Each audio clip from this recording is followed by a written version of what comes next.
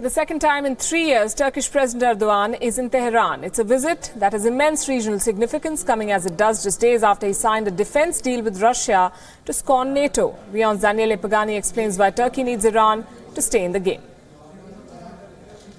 Two heads of state, one largely isolated in the region, the other an emerging power broker. As Turkey's President Recep Tayyip Erdogan met and talked with his Iranian counterpart Hassan Rouhani, it was pretty clear that the Iranian held the cards.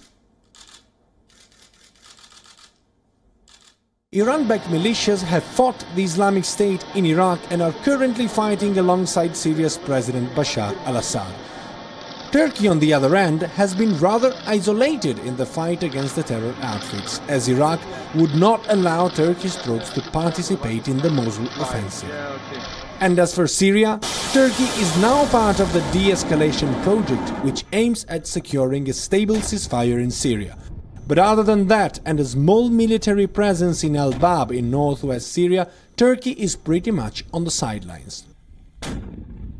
Turkey has more to worry on the issue of the Kurds. There are nearly 15 million Kurds living in Turkey, and Ankara fears that the independence referendum in northern Iraq could give new life to armed Kurdish separatists on its soil.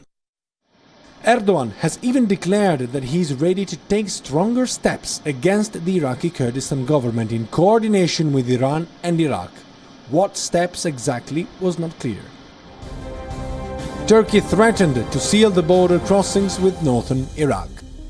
But that will hurt Turkish businesses more than any other. Iran also threatened tough measures against the Kurdish referendum.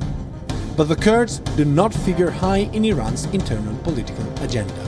The majority of Iranian Kurds live peacefully in Iran, and while some armed separatists are active in mountainous areas, they do not pose at all a national security threat. Also, Iran shares almost its entire western border with Iraq, and it does not really need to transit Iraqi Kurdistan to deliver its goods.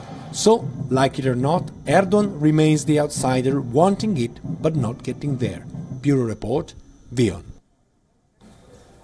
And joining us this evening, Holly Dagres, columnist from Jerusalem, and Mohsen Mughal, senior journalist of the TRT World, with us from Turkey. Good evening to both of you. Mohsen, do you agree with the line that Erdogan needs Rouhani more at this point to remain relevant in the region? Well, I don't think it is one, looking at it from a very dispassionate point of view, I don't think it's one leader who needs the other more. I think both leaders and both countries need each other to stabilize the region. And what has been very important, what will be very important to note is that the example of that, one country needing the other, has been clear with their initiatives in the Astana talks, which have solely depended on Turkey's, Iran's, and Russia's initiative, and which have actually taken away the whole influence of Western influence in trying to bring any semblance of peace in Syria. I think what is important to see here is that this is a very positive development. I don't think we should get into seeing who needs the other more. It's a positive development, as is being seen from this point of view, from this part of the world, that despite having divergent views, if not conflicting views, both the countries, Iran and Turkey, have actually come together to in the interest of the region. I'm sure other analysts on your panel will agree with that, and this has been clearly pretty much evident in the recent months, in the recent years as well. The diplomatic traffic between Turkey and Iran has increased quite a bit. We had the Iranian military delegation visiting Ankara in August. We had the Chief of Army Staff here visiting Tehran, just before the president's visit. So I think both the countries need each other as much, rather than one needing the other more. You said divergent views. Holly, let me resort to a social media joke to perhaps sum it up. I believe it sums it up. Erdogan says Iran sponsors Shia terrorism. Rouhani says Turkey sponsors ISIS. And then they both say, never mind, let's gang up on the Kurds. Yeah, I mean, that's pretty much the truth when it comes to the Middle East. I think if you want to go to another joke, there's there's a picture with all these squiggles that are diverging Saudi Arabia to Egypt and Egypt to Israel and Iran to Turkey. And that's just how the things are in the Middle East. You're always going to see the unlikely partners. And in this case, it's been Iran and Turkey for the past couple of years. And that starts, of course, with ISIS in Iraq and Syria, and of course now the Kurdish referendum. So I think it's interesting to see that, yes, they are agreeing on this. And I think it even goes back before that. We got to remember there's a Qatar siege that's been going on for the past few months, and Iran and Turkey are on the same side of Qatar in this case. Mohsin, would you agree that there's a parallel alliance building up? And this comes just days after Erdogan also met Russian President Putin and sort of scorned NATO, saying we don't need NATO and its weapons. We can go with Russia and get a missile defense system. Well, I think if you're talking about the missile defense system, it's as the European Union has also made it clear earlier that it's every country's sovereign right to have whatever they choose for their own defense. I don't think that has any direct bearing on the alliance that Turkey has with NATO. Remember, it still has the largest army as a member of the NATO. Jokes apart, I mean, I don't think we should be looking at the political situation with a prism of jokes, which are very shallow, which is a pretty shallow view of a situation in the Middle East, which is pretty grim and serious at the moment.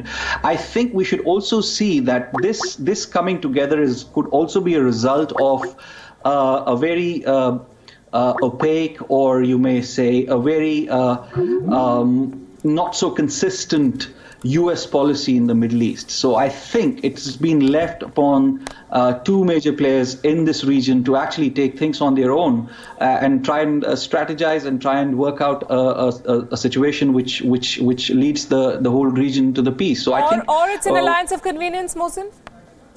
Well, aren't all the alliances of convenience? Well, I think they would like their followers to believe that they have alliances based on ideology. I think alliances are always built on convenience. That is why alliances come together. People come together and form an alliance.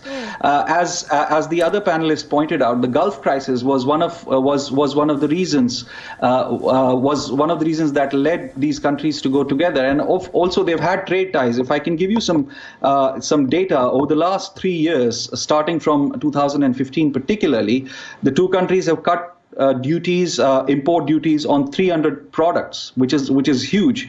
And Turkey's exports to Iran have actually surged around 36% last year only, and have grown beyond $5 billion.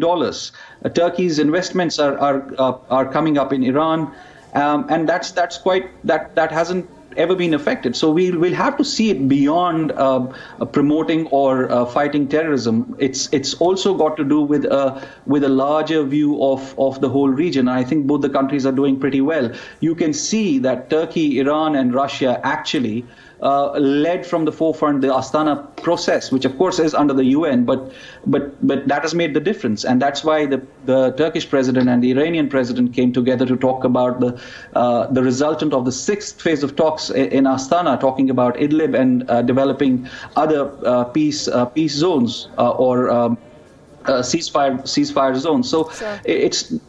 I think it goes beyond what's obvious. Holly, I want you to respond to what Mohsin said. I also want to ask you how Israel views this meeting and this coming together of the two leaders. Well, that's an interesting question. Israel has an interesting stance on the Kurdish referendum. For starters, the Israelis do back the Kurdish referendum.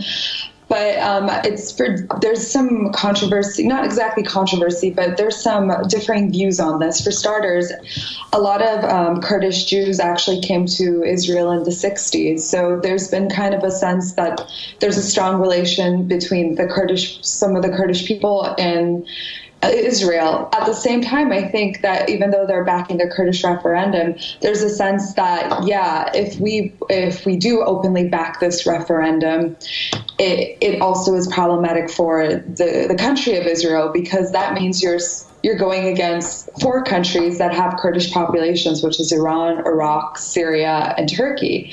And by doing that, you're actually causing more problems for yourself than you should be having. So I think the Israelis are kind of cautious about openly saying that they're open to a Kurdish state, but they're also in support of it.